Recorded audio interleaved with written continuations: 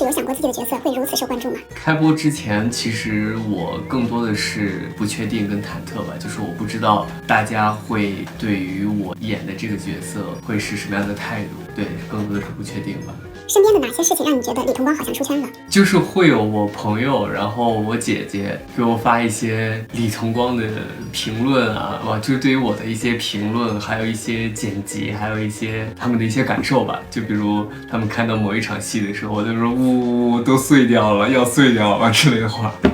你现在的心情又是怎样的？我觉得挺开心，大家能够喜欢李同光的。对，就是能够喜欢我演的这个角色。其次呢，也非常的开心，大家能够看到我真的感谢大家，收获大家的一些喜爱跟关注。当然了，我觉得这些也是成为对于我的一个压力或者是动力吧，就是激励我在后面的角色里可以不断的提醒我吧。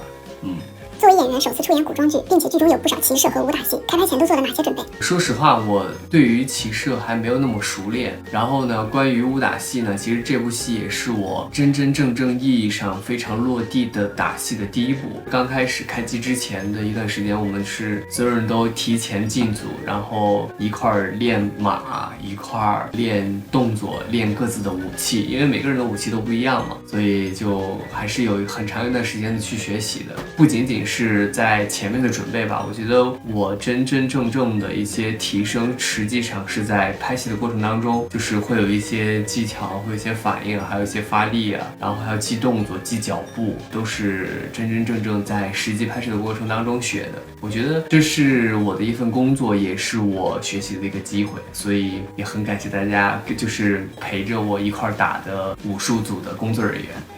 李同光的出场特别吸引人，也一下把他少年将军的人物形象立住了。你对这个出场方式还满意吗？我觉得我谈不上什么满意不满意吧，不过我真的很开心，就是能有一个如此帅气的出场，就是在战场上骑着马射箭。然后当然了，就是整个故事很重要，就是因为我而起嘛，就是我把敌国的皇帝给俘虏了，在战场上，我就是贼帅，我很开心，很开心能有这样的一个导演还有编剧的一个安排。李同光有那么阳光的阴暗面和意气风发的少年将军形成了反差，你是如何理解这种反差并把它表演出来的？我觉得阴暗面跟少年将军不算是一种反差吧，这算是他的两个特点吧。就是少年将军是师傅教的，是师傅教我的一些技能，不管是自己的武力啊，还有智力啊，还有在朝堂上活下去的一些技巧啊，就是让我慢慢的爬上了将军的这个位置。然后对于他的阴暗面呢，是因为生活里的一些不公平或者是残忍的对待吧，会让我对于某一些人的一些态度可能就没有那么友善。我觉得也就是因为这些，他才成为了李同光吧。李同光见到师傅前后的情绪转变很大，从演员角度出发，你是如何理解这种转变的？本来一个正常的人对于不同的人的态度本来就不一样，其实李同光对于其他人跟对于师傅的态度不一样也正常。其次呢，就是为什么会对于师傅会是那种态度呢？是因为师傅对我来说真的太重要了，并且我之前也说过，就是在这个世界上没有什么可以影响到我的，所以我对于其他人的态度都是那种冷冰冰，不会影响到我任何情绪。但是一见到师傅的时候，我可能就会回到以前我们的那种相处模式之下的那种状态。李同光在剧中有不少名场面，你觉得最难忘或者最喜欢的是哪一场？最喜欢那场真的摘枣那场戏，那场戏巨开心，风景也好看，然后还能爬树，还能摘枣给师傅吃。你觉得在李同光心中，什么对他来说是最重要的？我觉得这个世界上唯一对我重要的就只有我师傅。其实我后面想一个问题是什么？是如果我师傅不出现，我现在还会不会活着？就是在那种生活环境下的人，放弃掉自己的生命这种想法一定是会有的。所以我觉得权力啊，还有兵权啊什么的，对我来说都好像没有那么重要。我为的只是我不再受欺负，为的是要有尊严的活下去。但是这些所有的一切是因为什么来的？是我师傅给我的。剧中你和刘诗诗有很多对手戏，拍摄时有什么有趣的事情发生吗？很多现场很多很开心的事儿，就是比如说师傅被我打晕，不，师傅什么被我打晕，把我打晕的那场戏，其实拍了巨多条，因为我不太会晕，然后导演就说你手重点，让他有那个反应。其实那个反应就自己演一下也能演出来，但那时候我不会。就是那场戏，就是现场有挺多挺欢乐的事情的。就是会出现很多好玩的事儿，然后真的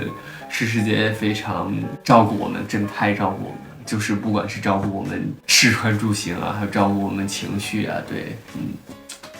是我的幸运。一念关山播出之后，你有关注网友的反馈吗？有没有什么让你印象比较深刻的评论？有啊，我从刚开始的时候就有看到一些评论，当然了，这些评论也会有些变化，就是从刚开始可能会对我太瘦啊什么的，然后到后来还是很开心大家能够喜欢李同光，然后有一些评论其实挺好玩的，他们说的，然后还有就是最近的一些大家对我的一些鼓励吧。对，我觉得大家就是看到了很多网友对我说我你演技很棒啊，小常加油啊，小常长得很好看之类的话，然后当然了，这些会鼓励我，也会更加激励我做得更好一些吧。作为新人演员，大家对你在剧中的表现赞赏有加，你对自己的表现还满意吗？如果给本次表演打分的话，会打多少分？我觉得大家能够对我的演技赞赏有加，真的是非常抬举我了，我是真的配不上演技好，然后就是我知道我在这条路上刚刚迈出一小步吧，我觉得演技这方面还是需要，真的还是需要更多的经验跟学习才能演好的，因为太多演得好的了，然后就是大家都是非常会演的。然后就是我也在现场会看嘛，会看直接看他们如何演一场戏。如果我去演是怎么样，如果他去演怎么样，就是每去看的时候都会有那种反应是，哇，他这么演啊，对，会有这种反应。然后我自己打分也就及格线上下吧，对，及格线上下。你觉得一念关山对作为演员的你来说，改变或者帮助最大的是什么？李同光对你的意义又是怎样的？帮助最大其实是我在这个职业上学到了很多。真的，我因为是拍摄的周期非常长，再加上这个角色不太像我，所以就会有一些真正学习到的一些技巧吧。然后我觉得李同光对我来说的意义就是，他是我播的主演的第一个角色，人生当中。现在出门会比以前有偶像包袱吗？会担心被人认出来吗？其实我挺社恐的，我觉得说实话我会有，其实但是还好了，但是也没有什么人认出来。感觉你是一个阳光但有些内敛温柔的男生，内核也相对稳定，所以很好奇，你平时会有焦虑或者内耗的时候吗？哎，大家可千万别，就是我觉得我也不算是，就是在我看大家网上一直说我情绪很稳定啊什么的，其实我也不是，就是大家心中那么好的一个人。其实我当然也会有情绪比较低落的时候，比较内耗的时候，但是只是在私下里吧，就是自己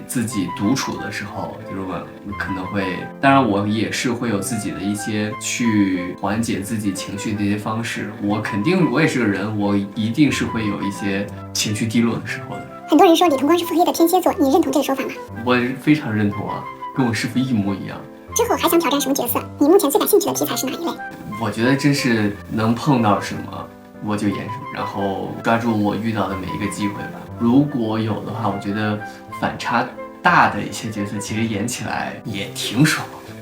对，有一些题材的话，我真的想尝试各种各样的题材，因为我演的确实太少了，我想演更多。